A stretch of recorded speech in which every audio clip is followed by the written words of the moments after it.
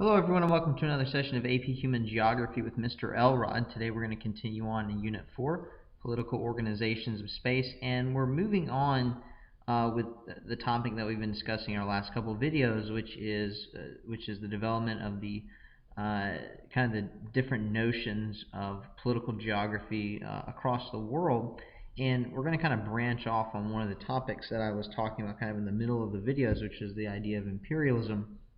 And the reason we're going to kind of branch off into that in political geography, now you could kind of, a lot of people talk about this in economic and developmental geography. You can also talk about it in political geography because really economic geography and political geography are going to kind of go hand in hand because when we talk about economic relationships are going to play a very vital role in political relationships. And so as we look at the current political landscape across the world, that is very much affected by the economic landscape, and a lot of people want to claim that the economic and political landscape is impacted by the historical connection between the Western countries and the former colonies, and we'll look at that a little bit more in depth. So that's what we're looking at today. Really, is the impact of imperialism on really the modern world that we live in. And one of the theories that's advanced out there is what's called the dependency theory. And so obviously, when we look at the dependency theory, you see the word dependency. We typically connect dependency with a negative connotation. And it's a negative outlook on the impact of imperialism. And obviously there are a lot of negative things that came from imperialism. I might argue that there were some positive things that came out of it as well. But, there were, again, there's kind of, some people like to focus on one more than the other. So the dependency theory is definitely a negative element, a belief that imperialism was mostly negative. And basically the idea there is when we look around the world today and we look at countries that are developing or less developed countries, and we look at all the problems that they have in terms of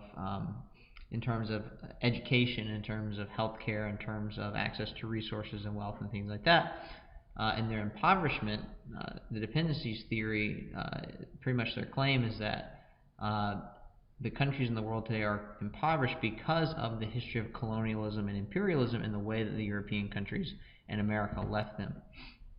So when we look at the imperialized countries, the theory or the idea is that these imperialized countries, even though they have independence, are still technically dependent on more developed countries, not necessarily directly and politically, but primarily through financial channels.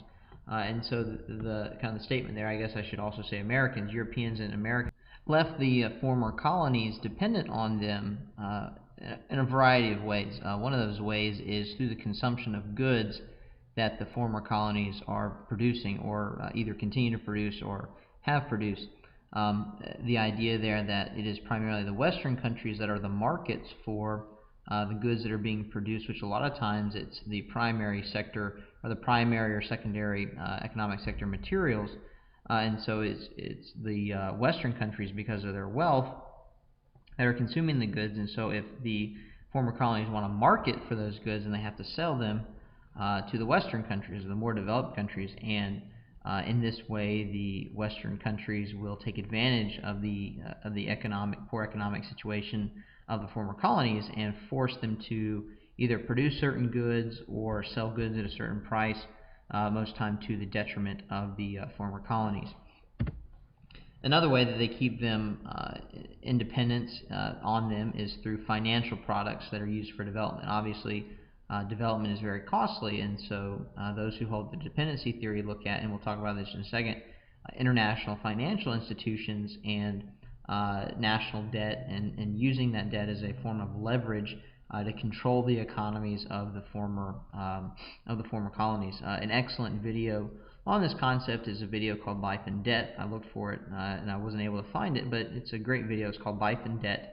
It's about Jamaica's financial situation and its relationship with Western countries and trade organizations and things along those lines. So if you can find that, or if your teacher can find it, that's a great video to kind of that highlights and illustrates a lot of these arguments that are made by dependency theorists. Some other elements or some other ways that we see the impact of imperialism through the kind of the eyes of the dependency theory, that it was used to benefit the European countries, is the formation of the new national boundaries that we see in a lot of the countries in the world, especially. And a lot of times those who hold to dependency theory will point to the continent of Africa. Basically what they say is a lot of the national boundaries that were created in large parts of the world, again especially in Africa, were either used to suit the needs of the Europeans or were drawn by the Europeans for the most part, and not really done in a way that typically the Europeans and the Americans like to portray themselves as lovers of democracy and freedom and free will in terms of self-rule and things like that. But their argument is that a lot of these boundaries were drawn up by Europeans without a lot of collaboration from the native people or the native governments or whatever, and so there really wasn't any regard for this ethnic or religious differences, and so that kind of perpetuates problems because you're forcing people to work together who maybe wouldn't be the best of individuals to work together. I think a great example of that is the country of Iraq and some of the issues it's undergone here recently, especially with some of the different factions you find in the country. Another instance they point to is the infrastructure found in a country. A lot of people point to parts of Africa, also India, and a lot of the work that the British did to develop infrastructure, especially rail infrastructure. You think about indoor plumbing and things along those lines, electrical infrastructure. Well, those were built and put into place by the European countries, but once they left, the Europeans did not really leave a way for the countries, as they were newly independent, to maintain that infrastructure. Obviously, it's highly sophisticated, takes a lot of money. The countries didn't necessarily have those people who were educated in those fields, didn't necessarily have the money for the upkeep, and so the infrastructure becomes poor. And so you have these deals that are created between the former colony and the former imperialist power, the colonial power, where they will either upkeep the infrastructure or they will develop the infrastructure, but in the long run they must pay back the cost of the infrastructure. And you see this a lot, and especially some countries in Southwest Asia, where they have kind of a dearth of educated individuals in fields like engineering needed for the oil rigs and things like that, and so they'll bring people in. Not to say that's a negative relationship, but those who hold to dependency theory point to these elements to say that these countries are still dependent on the former colonial powers for things along these lines. And in this way, it forces, again, the former colonies to rely on the former colonial power, and thereby keeping them poor. Because, of course, if we're talking about things like drilling for oil or rail or anything along those lines, the thought process is that it's in the former power's best interest for this country to stay dependent on them for either educated individuals or loans or any of those types of things. So they'll keep them that way. And this leads them to this idea of what's called NeoColonialism. Basically, the idea that it's no longer a form of direct control, but it's a new form of colonialism. It's a new form of dependency. Instead of outright control, basically, they control the countries through consumption of goods, the resources that they need, the technology that they need. The former colonial powers are using that kind of as a leverage against the former colonies.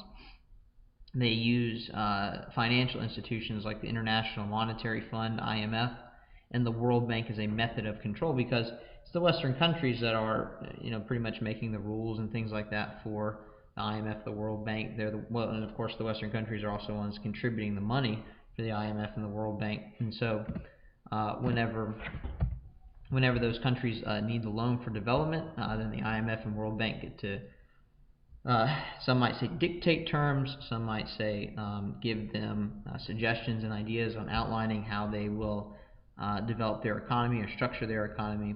And so those who hold to dependency theory point out and say, well, these are, again, another method that Western countries are using as a form of control to keep less developed countries more dependent, in debt, and of course the more in debt they are, the more dependent they are on the international institutions, Western countries, things along those lines. Well, that's all the time that we're going to take for today, discussion of dependency theory. Next time when we come back, we're going to talk about another discussion on the impact of imperialism, and we're going to talk about what is called Wallerstein's world system analysis. So I appreciate you watching. If you have any questions, feel free to leave them in the comment section below, and I look forward to seeing you next time.